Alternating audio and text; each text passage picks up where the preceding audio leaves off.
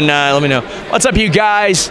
Sean Ross Sapp, Fightful.com, here with a busy Jeff Farmer, the NWO Sting. We've got Cobra, a little bit of everything. How you doing? Don't forget Thunder and Lightning. That was the original tag team, right, when we started. So I'm doing good. Yeah, it's great to be here. It's an amazing event to see all the wrestlers and all the fans come out. It's pretty impressive.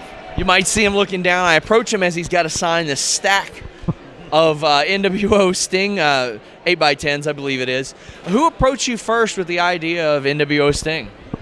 That was Eric Bischoff, actually, who had the idea, and you'd have to ask him about where they kind of came up with it. But Eric approached me and came up with the idea and said if it gets out, he was going to squash it. So he wanted to make sure that no one knew that it was me as the double.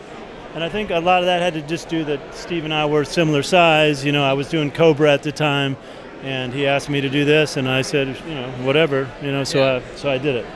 How was the transition phase from Cobra to NWO Sting? Because you were on TV a lot as Cobra, so the face paint had to cover up quite a bit. The gear had to cover up quite a bit. That way people weren't like, hey, what's up, that's Cobra. Yeah, at first they used actually prosthetics. So they had a company that came out, I think AFX or something was the name of it, and I wore contacts because I have light eyes and Steve had dark eyes. But it was very problematic. It was hard to wrestle, you know, when I'm not used to contacts. But eventually we dropped that off, and with the paint you couldn't really tell that much. So I had to grow my hair out a little bit and try to make some changes from Cobra, but it was fine.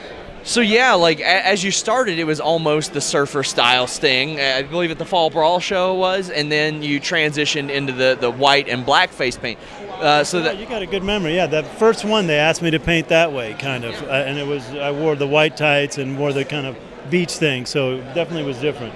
And then they wanted to transition. I was just going along with whatever they told me to do. So yeah. And this led to a ton of bookings in Japan for you. I mean, a several-year run in Japan.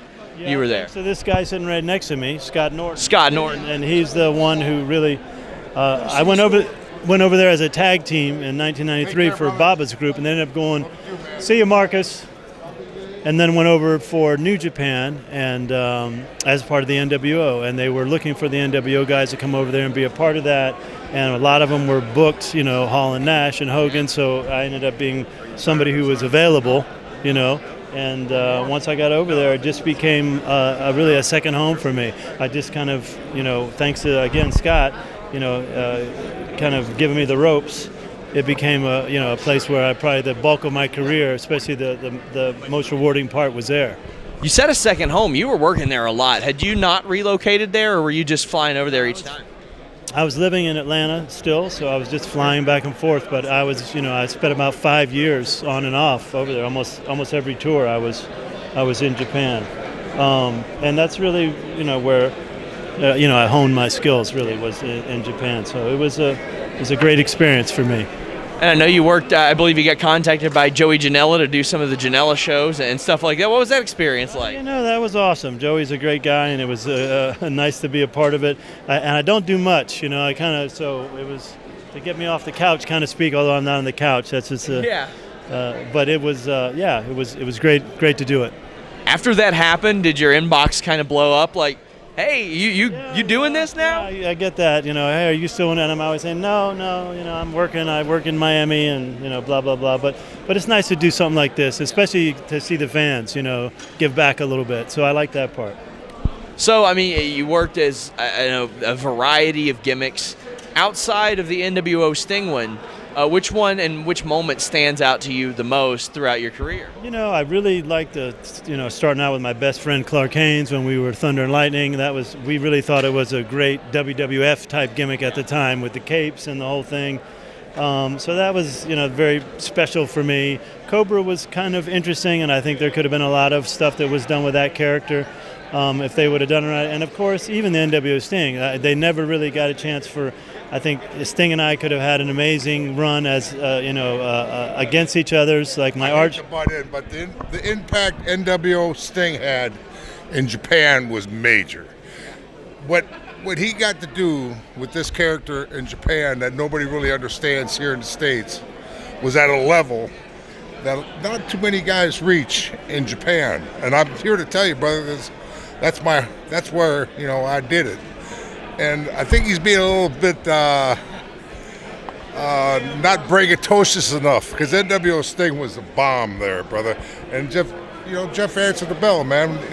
We did 100 matches, 1,000 matches together over there, and that NWO Sting was significant. I paid him for that, by the way. I gave him some extra money. But it just, sometimes we have a hard time talking about ourselves, and Jeff's been that guy all along.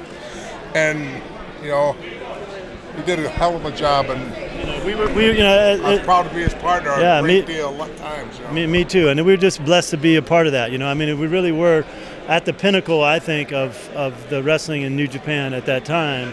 And maybe it has a resurgence now, which is great to see. But back then, it was pretty exciting. Are you on social media? If so, let the people know where they can follow you. I'm not really. I'm trying to be low key. I'm not any kind of social media guy. I just kind of like to hang out and go fishing and do that kind of stuff. So, thank you so much. Until next time, guys, we're out.